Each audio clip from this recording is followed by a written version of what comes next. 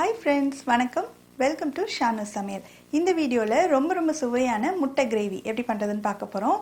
நம்ம சேனலில் பார்த்திங்கன்னா நிறைய விதமான கிரேவி ரெசிபிஸ் எக் வச்சு பண்ணியிருக்கோம்.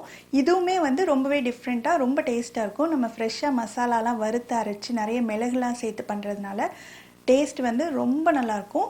இது சப்பாத்தி, அப்புறம் இட்லி, தோசை, ரைஸு, அப்புறம் புலாவுக்கு சைட் டிஷ்ஷாக அப்படியும் வச்சுக்கிறதுக்கு ரொம்ப டேஸ்ட்டாக இருக்கும். வாங்க எப்படி பண்ணுறதுன்னு பார்க்கலாம். வீடியோக்குள்ளே போகிறதுக்கு முன்னாடி நம்ம சேனல் இது வரைக்கும் சப்ஸ்கிரைப் பண்ணாதவங்க இப்போ சப்ஸ்கிரைப் பண்ணிவிட்டு பக்கத்தில் உள்ள பெல் பட்டனையும் கிளிக் பண்ணிக்கோங்க. சரி, ஸ்டார்ட் பண்ணலாம். முதல்ல நம்ம முட்டையை வேக வச்சுட்டு தோல் உரித்து ரெண்டாக வெட்டி ரெடியாக வச்சுக்கோங்க. அடுத்து நம்ம இதுக்கு ஒரு மசாலா வறுத்து அரைக்க போகிறோம். இந்த பேனில் 1 டீஸ்பூன் அளவுக்கு மிளகு, 1 டீஸ்பூன் சீரகம், 1/2 டீஸ்பூன் சோம்பு, இது எல்லாத்தையும் நல்லா வாசனை வர அளவுக்கு அப்படியே வறுத்துக்கணும். எல்லாம் வறுத்து முடிக்கிற நேரத்தில் கொஞ்சமாக கருவேப்பிலை சேர்த்து அதையும் லேசாக ஃப்ரை பண்ணிவிட்டு இதை அப்படியே ஆற வச்சிடலாம். கருகிராமல் கரெக்டான அளவு வறுத்து எடுத்துக்கோங்க. நல்லா ஆறினதுக்கப்புறமா கொஞ்சமாக தண்ணி சேர்த்து நான் பேஸ்ட் மாதிரி கொஞ்சம் கொரப்பான பேஸ்ட்டாக அரைச்சிக்க போகிறேன். இல்லாட்டி நீங்கள் பவுடராகவும் நீங்கள் பொடி பண்ணி வச்சுக்கலாம். அடுத்து இந்த பேனில் 2 டேபிள் ஸ்பூன் அளவுக்கு எண்ணெய் ஊற்றிட்டு எண்ணெய் சூடானதும் 1 துண்டு பட்டை, 2 கிராம்பு, ஒரே ஒரு ஏலக்காய் சேர்த்து இதெல்லாம் பொரிஞ்சு வாசனை வந்ததுக்கப்புறமா 1 பெரிய வெங்காயத்தை நல்லா பொடியாக வெட்டி சேர்த்துக்கோங்க. கூடவே 2 கீறின பச்சை மிளகாய், கொஞ்சமாக கருவேப்பிலை. இப்போ இது எல்லாத்தையும் நல்லா வதக்கிக்கணும்.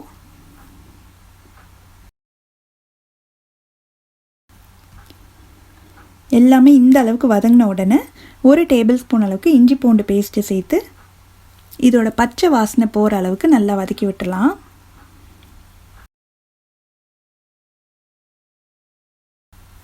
இது கூட 2 பெரிய தக்காளியை பொடியாக வெட்டி சேர்த்துக்கலாம்.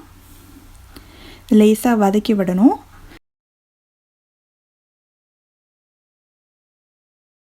தக்காளி வதங்கிட்டு இருக்கும் போதே ஒரு 1/4 டீஸ்பூன் மஞ்சள் தூள், 3/4 டீஸ்பூன் மிளகாய்த்தூள்.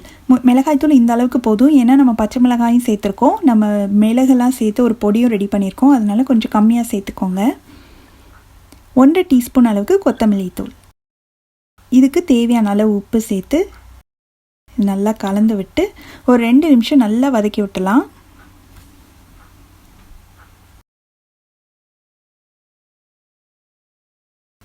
தக்காளியும் நல்லா சாஃப்டாக வதங்கிடுச்சு. இப்போது இதில் நம்ம அரைச்சி வச்சோலையே அந்த மிளகு சீரக பேஸ்ட் அதையும் சேர்த்து இதோட பச்சை வாசனை போய் நல்லா எண்ணெய் பிரிஞ்சு வர அளவுக்கு இது நல்லா வதக்கிடணும்.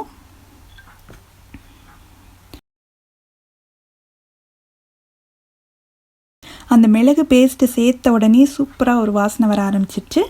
இப்போது இதோட பச்சை வாசனையும் நல்லா போயிடுச்சு. இந்த ஸ்டேஜில் நான் 1 கப் அளவுக்கு தண்ணி சேர்க்குறேன். நல்லா கலந்து விட்டு ஒரு 2 நிமிஷம் இது நல்லா கொதிக்கட்டும்.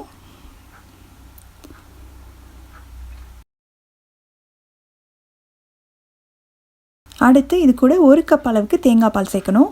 தேங்காய் பால் நான் முதல் பால் 2ஆம் பால் ரெண்டும் சேர்த்து 1 கப் எடுத்து வச்சுருக்கேன்.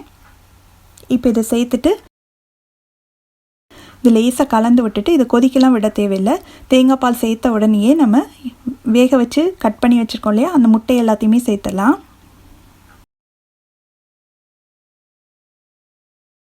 சேர்த்துட்டு இது ஒரு 2லேருந்து 3 நிமிஷம் இருந்தால் போதும். ஸ்டவ்வை நல்லா மிதமான தீயில வச்சே இது வேக விடுங்க.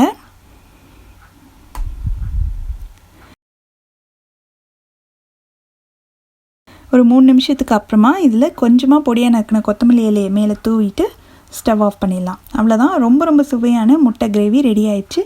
நீங்களும் இந்த ரெசிபியை கண்டிப்பாக வீட்டில் ட்ரை பண்ணி பார்த்துட்டு எப்படி வந்ததுன்ற கமெண்ட்ஸை மறக்காமல் ஷேர் பண்ணுங்கள்.